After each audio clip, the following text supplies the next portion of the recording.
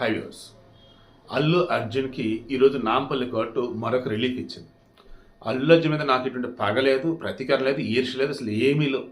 ఆయన ఒక సినీ నటుడు, నేను ఒక జర్నలిస్ట్ని. నా డ్యూటీ ఉన్న విషయాన్ని చెప్పటమే.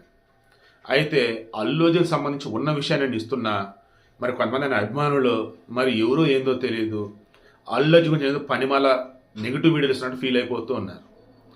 డే 1 నుంచి ఇప్పటి వరకు కూడా అల్లు అర్జున్ పుష్ప సినిమాకు సంబంధించిన రికార్డులు ఏవైతున్నాయో పొగిడాను, తెలుగు సినీ అభిమానిగా గర్వపడుతుందని చెప్పాను. వాటి సినిమాలో పెట్టిన కొన్ని సీన్స్ ఏవైతున్నాయో పోలీస్ డిపార్ట్మెంట్ని ఇష్టపడేవాడిగా ఆ సీన్స్ పట్ల తప్ప ఆ సీన్స్ సినిమాలో పెట్టకూడదని చెప్పాను. అండ్ సంజయ్ దత్ జరిగిన ఘటన ఏదైతే ఉందో, ఇన్సిడెంట్ జరగగానే అల్లు అర్జున్ గారికి రెస్పాండ్ అయినట్టయితే అసలు ఇంత దూరం వచ్చేదే కదా, అసలు కేసు కూడా ఫైల్ అయ్యేది కదా అని చెప్పాను. మన పవన్ కళ్యాణ్ కూడా అదే అన్నాడు.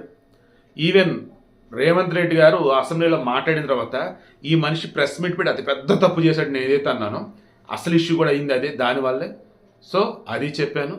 సో డే 1 నుంచి ఇప్పటి వరకు కూడా నేను ఏదైతే మెన్షన్ చేస్తున్నానో అన్నీ కూడా రియల్ లైఫ్లో జనాలు ఎలా ఉండాలి ఏంటన్నట్టుగా రియల్ లైఫ్లో మనకు చెప్తూ రియల్ లైఫ్లో వాళ్ళు ఇంకా జీవిస్తున్నారు, రియల్ లైఫ్లో వాళ్ళు రాలేకపోతున్నారని చెప్పేసి అల్లు అర్జున్ గురించి మెన్షన్ చేస్తూ, ఇక కోర్టులు కేసులు అన్నప్పుడు సామాన్యులకు ఎలా ఉంటుంది, డబ్బులకు వీళ్ళకి ఎలా ఉంటుంది ఏంటి మొత్తం మెన్షన్ చేస్తూ వచ్చింది.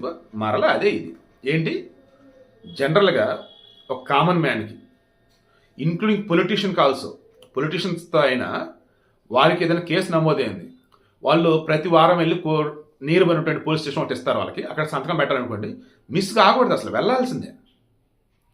మీకు బాగా గుర్తుంటే సింగం 1 సింగం 2 నాకు కరెక్ట్ గుర్తు రావట్లేదు, ప్రకాష్ రాజు అండ్ మన సూర్య సినిమాలో, అందులో ఈ ప్రకాష్ రాజు సంతకం పెట్టాల్సింది ఒక చోట, అక్కడ వేరే వాళ్ళని పంపించి సంతకం పెట్టిస్తారు. దెన్ మన సూర్య వచ్చి చూస్తాడు, ఇదేంటి ఎవరు సంతకం పెట్టాల్సింది, ఎవరు పెట్టారు ఏంటి అని చెప్పేసి అనుకుని అసలు ఇంక సినిమా మొదలయ్యేది అక్కడ మొదలయ్యేది కథ. ఎగ్జాక్ట్గా ఇక్కడ కూడా అదే అనమాట. అంటే ఏం చెప్తున్నానంటే మ్యాక్సిమం మినహాయింపు అనేది ఉండదు, ఏది పోలీస్ స్టేషన్ సంతకం పెట్టేసి రావాలి అన్నప్పుడు. మొన్న ఒక వారం వెళ్ళాడు, ఈ వారం మినహాయింపు వచ్చేసింది. ఆల్రెడీ హైకోర్టు మధ్యంతర bail, then Nampally court regular bail. ఇప్పుడు ఆ బెయిల్ కండిషన్స్లో మెయిన్ది ఏంటి, పోలీసు గురించి సంతకం పెట్టాలా అండ్ విదేశాలకు వెళ్ళకూడదు అన్నట్టు. మినహాయింపు వచ్చేసింది, ప్రతి ఆదివారం రావాల్సిన అవసరం లేదు, ఫారిన్ వెళ్ళవచ్చు. వాట్ నెక్స్ట్, హైకోర్టులో రేపు 20వ తారీఖు 24వ తారీఖు ఎప్పుడో ఉంది, క్వాష్ పిటిషన్ ఎలా చేయమని చెప్పేసి వీళ్ళు అడుగున్నారు, మేము విచారణ చేస్తాం అలా అన్నారు. అంటే ఏంటి, మా మీద నమోదైన కేసు మా తప్పిదేమీ లేకుండా నమోదైంది, కేసు కొట్టేయండి అని. హైకోర్టు కూడా ఇక క్వాష్ పిటిషన్ ఎలా చేస్తుందని అనిపిస్తుంది నాకైతే, దాన్ని కేసు కూడా కొట్టేస్తారు నాకు అనిపిస్తుంది అలా అని చెప్పేసి. ఇక ఓవరాల్గా చూసుకుంటూ ఉన్నప్పుడు నిజంగానే మన సమాజంలో మన న్యాయ వ్యవస్థలో డబ్బున్నా పరిపతి ఉన్నా, మేబీ సుప్రీంకోర్టు రిటైర్డ్ జడ్జిలే చెప్పారు ఏమని, ఖచ్చితంగా ఇన్ఫ్లుయెన్స్ అనేది ఉంటుందండి మా మీద అని. ఇప్పుడు అల్లు అర్జున్ మొత్తం చూస్తూ ఉంటే డే 1 నుంచి పోలీసులు తెలంగాణ గవర్నమెంట్ ఎంతో కూడా ఎఫర్ట్స్ పెట్టారు, వాళ్ళు పెట్టారు.